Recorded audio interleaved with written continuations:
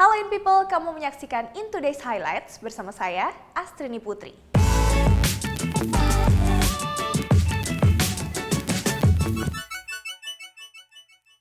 Di informasi pertama, Selasa kemarin Presiden Joko Widodo meresmikan jalan tol Manado-Bitung. Presiden yakini pertumbuhan tol tersebut mampu meningkatkan perekonomian warga. Jalan tol Manado-Bitung dengan ruas Manado-Danau Wudu sejauh 26 km telah diresmikan Presiden pada hari Selasa 29 September 2020. Keberadaan jalan tol tersebut diharapkan mampu menunjang usaha dan transportasi masyarakat, sehingga kedepannya perekonomian di Sulawesi Utara kian tumbuh. Apalagi pintu gerbang tol tak terlalu jauh dari jalan menuju Bandara Samratulangi. Sekarang sudah bisa dimanfaatkan untuk menunjang kegiatan usaha dan memudahkan transportasi masyarakat. Nanti jika seluruh ruas ini sudah selesai, panjangnya mencapai 40 km, gerbang tolnya hanya 9 km atau sekitar 12 menit dari Bandara Samratulangi. Keberadaan jalan tol ini juga dipastikan akan mempersingkat waktu perjalanan. Jika biasanya Manado-Bitung atau sebaliknya ditempuh dengan 1,5 jam, adanya tol ini bisa memperpendek perjalanan menjadi hanya 30 menit. Di informasi lain, DPR RI mengesahkan Undang-Undang Bea Materai Senin kemarin. Dengan demikian, mulai tahun depan, biaya materai menjadi Rp10.000. In People, Dewan Perwakilan Rakyat mengesahkan revisi materai alami perubahan. Biaya materai yang semula dipecah yakni Rp3.000 dan Rp6.000 kini punya tarif tunggal menjadi Rp10.000. Aturan ini akan berlaku mulai 1 Januari 2021. Dokumen fisik maupun elektronik yang nantinya dikenai beban materai Rp10.000 adalah yang bernilai di atas Rp5 juta. Misalnya tagihan listrik, telepon hingga kartu kredit. Namun ada juga dokumen yang bebas bea materai. Salah satunya berkaitan dengan pelaku UMKM atau usaha mikro kecil dan menengah. Di informasi lain, Kemdikbud catat ada 27,3 juta orang yang terdaftar menerima kuota internet gratis. Jumlah tersebut bisa bertambah setiap bulannya. Pemerintah sebutkan semua penerima telah melalui proses verifikasi dan validasi oleh Kementerian Pendidikan dan Kebudayaan bekerjasama dengan Asosiasi Telekomunikasi Seluruh Indonesia. Bantuan kuota gratis ditujukan bagi siswa sekolah, mahasiswa, guru, hingga dosen. Sebanyak 27,3 juta orang terdaftar mendapat bantuan kuota internet pendidikan gratis dari pemerintah. Namun jumlah ini bisa terus bertambah sesuai masukan dari sekolah dengan cara memperbarui data setiap bulannya. Bantuan ini bisa dimanfaatkan sekolah negeri maupun swasta. Dan hingga saat ini kuota internet gratis baru bisa digunakan untuk mengakses 19 aplikasi pendukung pembelajaran jarak jauh. Selanjutnya kita beralih ke Jawa Timur. Masker etnik karya desainer asal Malang tengah jadi sorotan. Tak hanya digemari oleh pesohor ibu kota, masker bernuansa Nusantara tersebut juga dilirik pasar internasional. Di tengah pandemi COVID-19, sebagian besar industri terdampak, tak terkecuali bidang fashion. Namun hal ini tak mematikan semangat Gerio, desainer asal kota Malang. Ia membuat kreasi masker unik. Keunikan warna, bentuk, dan bahan yang dipilih membuat maskernya menjadi sorotan. Karena bukan masker medis dan lebih mengangkat unsur seni dan fashion, masker jenis ini bisa digunakan untuk momen spesial. Masker ini kian berkesan karena mengangkat kekayaan Indonesia. Harga masker dijual mulai dari ratusan ribu hingga jutaan rupiah.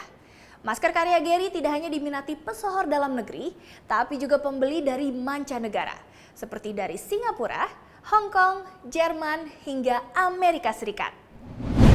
Selanjutnya kita ke dunia olahraga. PSSI resmi menunda penyelenggaraan lanjutan Liga 1 dan 2.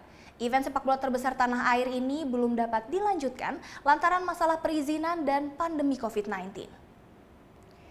Tidak kantongi izin keramaian dari Polri di tengah pandemi buat Persatuan Sepak Bola Seluruh Indonesia atau PSSI menunda penyelenggaraan lanjutan Liga 1 dan 2 musim 2020. Terkait hal ini, PSSI pun menghormati keputusan tersebut.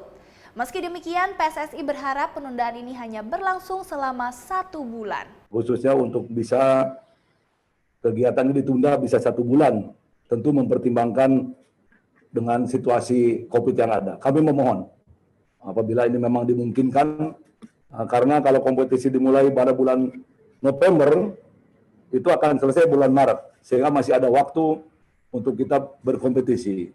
Karena sekali lagi kalau mulai bulan Desember itu sudah dipastikan akan menjadi mundur lagi, di mana April sudah Ramadan, kemudian juga pada bulan Mei sudah masuk dalam kompetisi dalam World Cup Under 2021.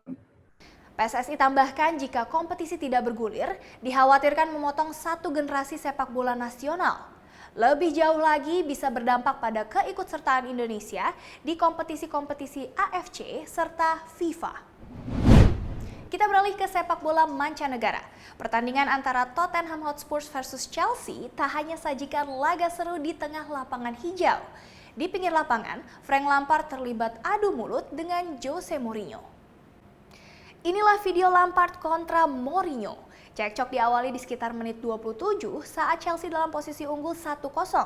Saat itu diduga Mourinho menyemprot kata-kata kasar. Lantas Lampard membalas dan mempertanyakan maksud ex-pelatihnya tersebut.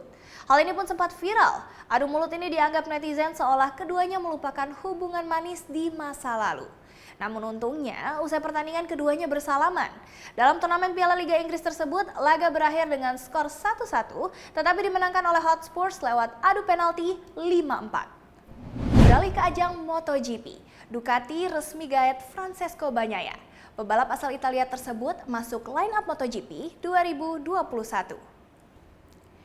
Tim pabrikan Ducati akhirnya melengkapi daftar pebalap yang akan berlaga di tahun depan. Kehadiran Francesco Bagnaia disebut-sebut menggantikan posisi Andrea Dovizioso. Bagnaia yang dipanggil Peko ini bakal menemani Jack Miller. Murid Valentino Rossi ini karirnya bersinar setelah jadi juara dunia Moto2 pada tahun 2018. Bagnaia promosi ke kelas lebih tinggi usai dapatkan tempat di Prama. Sayangnya musim debutnya diwarnai cedera. Meski begitu, performanya musim ini sangat impresif. Ia meraih podium pertama dengan finish urutan kedua di MotoGP San Marino. Berikutnya dari dunia hiburan. Bagi people pecinta film horor, yang satu ini bisa banget jadi pilihan. Berjudul Vampire vs The Bronx, film ini bakal tayang mulai 2 Oktober.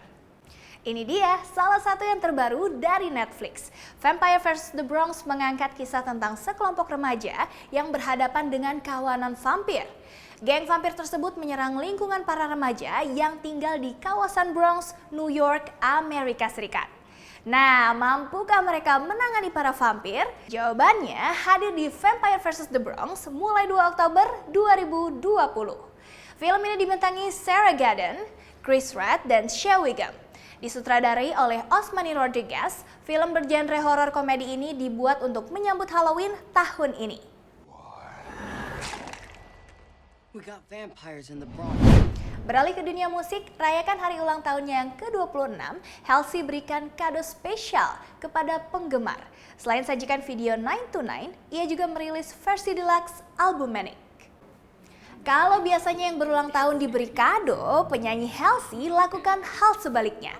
Rayakan hari jadinya yang ke-26 tahun pada tanggal 29 September lalu, ia malah menyajikan video untuk lagu 9 to 9. Videonya sendiri merupakan koleksi video cuplikan behind the scene yang menggambarkan karir dan perjalanan penyanyi bernama asli Ashley Nicolette Frangipane.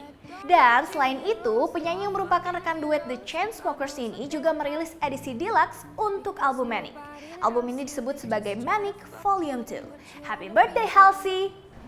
Berikutnya, Intoday punya rekomendasi pantai asik nih untuk me time. Namanya Pantai Mbawana. Namun sayangnya informasi ini sekaligus menutup perjumpaan kita di In Today's Highlights kali ini. Saya Astuni Putri, In Today in People's Way. Bye-bye. Ini dia pantai yang menjadi hidden paradise di kawasan Sumba Barat, Nusa Tenggara Timur. Namanya Pantai Mbawana.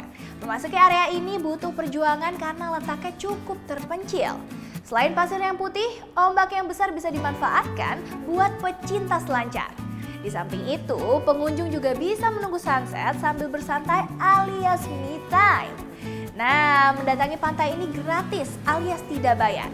Namun, jika ingin ditemani jasa tour guide, kamu bisa merogoh kocek sekitar Rp50.000. Lumayan lah, bisa dimanfaatkan jadi fotografer dadakan. So, in people, kalau pandemi mereda, jalan-jalan yuk keliling Nusantara.